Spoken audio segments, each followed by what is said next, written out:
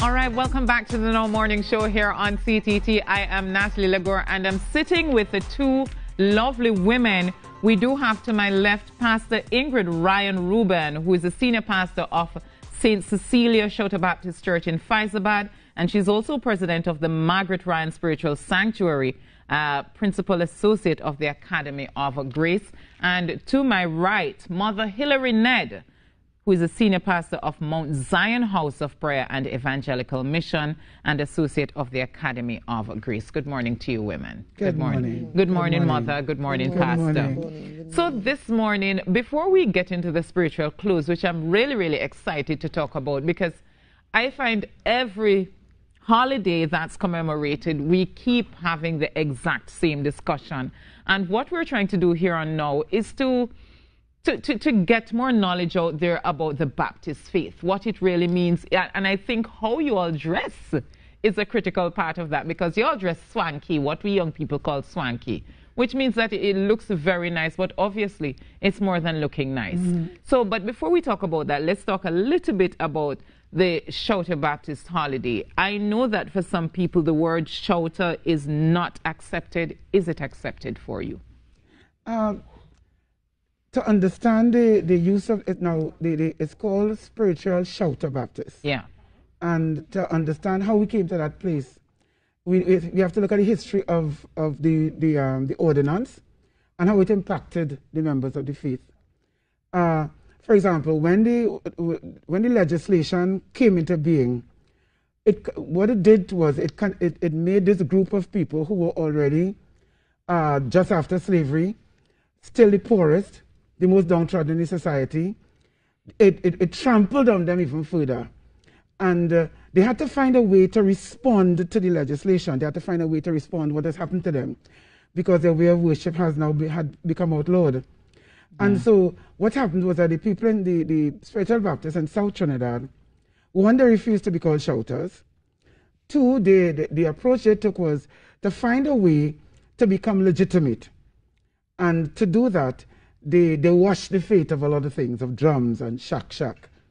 And so that the first diocese, they decided when we began to develop the diocesal culture, meaning that in order to be legitimate, in order to find legitimacy in the society, they started to create the organization called a diocese. And the first one was Western United Spiritual Baptist Secret Order. And they became very Anglicanized. They developed their own hymnals and their own ministers' manuals, because they were incorporated in 1942, the first one to have been incorporated. And they moved a lot, and so there were no drums allowed in their churches. If you go to some of those churches today, you would see a sign, no drums, no shack. Okay?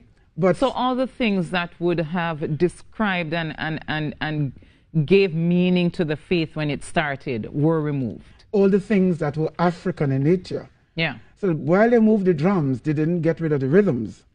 They didn't get rid of the chanting. And so the chanting and the rhythms replaced the drums. Okay, but that's for us Southerners, because I'm from South Trinidad. And so they chose spiritual. But my Port Spain brothers and sisters, Elton Griffith, they said, no, we are shouters, we will not be called anything else. Yeah. And so that what happened to the people in North Trinidad, they held on to their Africanness, they held on to their drums, they held on to the way that they worship. And so by the time we came to the place where they had to have some level of unity, okay, particularly when they were giving the holiday, the agreement was that it'll be called Spiritual Shouter Baptist. Right. So okay, that you have the spirituality, you have the shouter still, to recognize all the different Baptists within Trinidad and Tobago. Yeah, and we have a wide continuum. I realize that, and I've also realized that over the years that there isn't always agreement on how, the holiday should be commemorated, but that's a whole discussion for a different time. So, Mother, talk to us. So now that we've established that, you're all from South, but do you all go with the shouter? I am from South. Right. Mother, you are from? Central. You're from Central. So do you all use the shouter or no? No. We go with Spiritual Baptist. So just Spiritual Baptist. Yes. Same for you as well? Same for us, yeah. Okay, so Spiritual Baptist, because what I want to do is give correct titles and ensure that people understand what we're doing here. So Spiritual Baptist Holiday, what do you think has been the most significant thing about the Spiritual Baptist Holiday since since you all have been recognized? What did it really give credence to? The most important thing is that we remember the struggle. Yeah. We remember that this religion that we now are a part of and we enjoy being, it came through blood, sweat, and tears. Some people had to be jailed. Some people had to be beaten. Some people died so that we can have this day. And so even as we remember, the thing about it is that we must not just remember, but we must keep. We must not just put away all the stuff because, well, we don't think this is important anymore. We don't think that is important anymore. We don't need to use this anymore. We don't need to use that anymore. We must remember that. Ladies, let us talk about these beautiful pieces that you have on. What's the significance of the spiritual clothes in the Baptist faith? Now, we have two different kinds of clothes in that we have ecclesiastical clothes and we have spiritual clothes. What's the difference? Yeah, what's the difference? Well, remember, in order to become legitimate as a practicing faith tradition in Trinidad and Tobago, we introduced the diocesan culture, okay? But our original assignments, in terms of spiritual assignments, gave us clothes, okay? And so that, and Mother Nedd will talk about that, but in terms of ecclesiastical structures, come with clothes, because we are Christians, and a lot of, and when you're looking for legitimacy, you find you follow the pattern of somebody who has legitimacy. And so the Anglican Church had legitimacy, the Catholic Church had legitimacy, and so that what you find was that when we created our dioceses, it's a little bit of a pet peeve for me. We follow those patterns, okay, and we follow a lot of the styles. Now, while ecclesiastical clothes is what you wear to carry out a function in a church, to carry out a spiritual function, but really an administrative function in a spiritual organization. Okay, and so that, for example, what Mother Nedd is wearing is ecclesiastical, in that her diocese, she is the senior elect mother in her diocese. Okay, and so that you will see that people from that particular diocese will wear, and they have their insignias, and you could see that this is what they wear. My challenge is that we have too many dioceses. We have more than 20 something, and that's a lot. But is there a difference in terms of the diocese with what they choose to wear? Everyone have their own choice as to what they'll wear, because there's a lot available. Okay, if you look at the history of ecclesiastical clothes, you would see that. But generally, the colors might change. But the form, the loose wear, the mantle, or the stole that people wear, the design and it will be different. But basically, what you will get is the overcoat and the mantle or the stole. So, Mother, what's the difference between, she just explained the ecclesiastical wear, and she also spoke about spiritual wear. So what's the spiritual wear about? So spiritual wear, those are the garments that we are clothed in when we attain spiritual titles.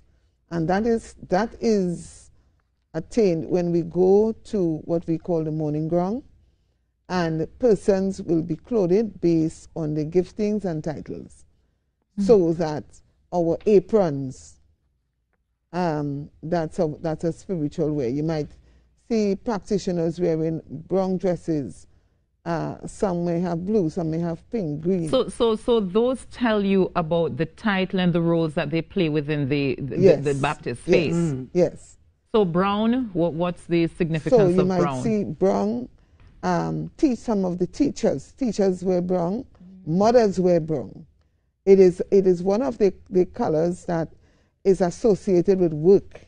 You know, when you wear brown, you are the person who have to go get ready to work. You have to nurture. You have to you are the person who has to be the more or less the backbone. You have to be there. You have to give support. You have to in the mourner's room. You are the one of the people who would administrate and ensure that everything. So when you see people wearing brown, that's a color that denotes or work. Yeah. That you're not an idler. You have some stuff to do. So is it that if you're assigned, like, for example, as a teacher, that you always have to wear the brown, or only in your capacity of working within the organization, within the church? It depends on the instruction that you are given, because sometimes those garments come with instruction. So there are those people who may only wear the brown when they have something to do, and there are some people who the instruction will be you have to wear the brown every time you go to church. Oh. Right? So some people you will always see them in the, whether it be brown or green or what have you, and there are some people only when there is something happening you would see them wearing that particular color also. So brown are teachers, as you said, the background, those who work. What other colors do you have, and what do they signify? Well, the thing about it is we have many colors, and one color can persons in different offices can wear the same color, right? Because you have different levels of people. So let me go back to teaching, because I think most people will understand from a teacher's point. So you can have an assistant teacher, yes? And then you can have a teacher. You can have a nurse. You can have a nurse, and then that nurse will go back and moan and upgrade to matron. So it's similar to the secular world, where we have ranks, yes? And so it depends on... And the uniform is suggested by the rank that you are, the color, the colors. Yes. So what's the highest? The rank that? What color does the highest rank wears? Is it that what you have on, a mother? No. Well, this is my ecclesiastical clothes. This is not my spiritual clothes, right? So if I were to come in my spiritual clothes, my colors will be totally different. What would those colors be as a mother? Right. So those colors would be, sometimes I wear gray, sometimes I wear brown, sometimes I wear black. It depends on the ceremony that is taking place and in what capacity I'm officiating. Yeah. So that, as I was saying, you can have a mother wearing brown, you can have a teacher wearing brown, you can have a matron wearing, you can have a leader wearing brown. Yes? And what may differ is the shade of brown. Okay. And also the design of it, because one might get a gown or one might get a dress. Yes. And what of the head wrap? What's the significance of the Baptist always covering his or her head? This is Christ on my head. This is Christ. Paul talks to us about the man being under the cover of Christ, okay? And he refers, when he was talking to the Corinthians, about the woman being covered by the man. But once my head is covered, I have Christ on me. I'm under the cover of Jesus. And that's why for us this is important. Because to walk without it is a walk without his cover. And the Bible also tells us that when the woman is prophesying, she must cover her head, you know? And so a lot of people feel that prophesying means that you're telling people something in the supernatural, but the prophet is really the preacher who preaches the word of God. That's one level of prophecy. And so when the woman is prophesying, she must cover her head. And so we cover our head. And apart from all of that, this religion came, it's a bit of Africanism mixed with Christianity, yes? Yeah. And so the African woman always covers her head as a mark of honor and respect. Yeah. Is there ever a time when you're allowed not to cover your heads, or no? You mean in the church? No, outside of the church. Yes, we some live, of us. Yeah, we live secular lives, and But we have secular jobs. Like for example, for a long time, I only covered my head when I was in church, and then later on in my life, I covered my head regularly. I'll go to work. I used to be director of culture, and I'll have a head tie with me all the time. What I've found is as I grow older and deeper in the faith, I have to have my head covered. Even when I'm home, I just have to get up, and I always have a head tie in my bag. If I happen to be in the yard, if I happen to be, because as you begin to deepen your faith and your connection with God, so you can be led to that. So there are some people who can't go without a head tie. Right. They must have it. So, Mother, you spoke about that, when you're at work, you may not cover your head, but is this something that the faith would like to be able to do? Like whether it's in the workplace or not, that it could cover its head? Yes, I think so. I believe so, because and especially, okay, let me say, like a time like this, spiritual Baptist, we would all like to go to work and be able to express that. It's like let's say for emancipation, when people would wear the African gabs and all of that, we would sure like to be able, but sometimes, because again, we have to go back to history and the stigmas that are attached to this particular religion or faith, as we would call it, some people opt not to do that. So you find the stigma still exists even to this day? Strongly. Yes. Yes. Yes. Remember that now, the 1917 Act did a big number on the faith, a big number. Okay, because the impact wasn't only in terms of the restriction of operations. What it does, it legitimized discrimination against the members of the faith. It was not legitimate to continue to talk about the barefoot Baptists and the poor Baptists and the crazy people. But the wild people were saying that about the spiritual Baptists. They came to look for us in the night. Exactly. They came when they had their problems, from whatever strata of society they were. Because the Baptists in the community was the fixer. Okay, they were the ones they were the healers. Okay, and that's why Muruga Road is memorialized in song, in folk song, because people knew where to go when their children were sick. Yeah. When they couldn't find when they couldn't find any healing anywhere else, they knew where to go. Yeah. Okay, when they wanted counseling, when they wanted help, when they wanted a shoulder to cry, they knew where to go and how to find that. Yeah, all right. Mother, Pastor, we are out of time. I know this is a pet peeve for Ingrid, but if you think about it, we've been going for a good solid 20 minutes. Yeah. So I want to thank you all so much for bringing some enlightenment and knowledge to the faith, to the spiritual Baptist faith. And, I'm hoping that this discrimination and the stigma will go with time as people learn and understand more, because I find a lot of times discrimination and stigma are driven by fear or ignorance. Yes. So hope we'll continue sharing and spreading the message. So thank you so much. You're most welcome. Yes. Thank you for having us. You're most welcome. Pastor Ingrid Ryan-Ruben and, of course, Mother Hilary Nedd is speaking to us about the Baptist faith. I want one little plug. One second. You hear that music? Yeah. Yes. Yeah. Tonight, the Academy of Grace, in collaboration with Nedd, will be hosting a panel discussion discussing the impacts of the Prohibition Ordinance on the spiritual Baptist faith. Right. And it's out there, and we pray that people will come on to the Zoom platform and listen to our discussions and participate and come with their questions. Okay. And the Spiritual Baptist Faith Incorporated is also having a Zoom youth discussion, a youth forum this afternoon on the church and the family, and so we hope that people will also come on and attend. All right, so definitely check them out. They're having those discussions to keep you enlightened and keep you informed. We take a break and we'll be back with you.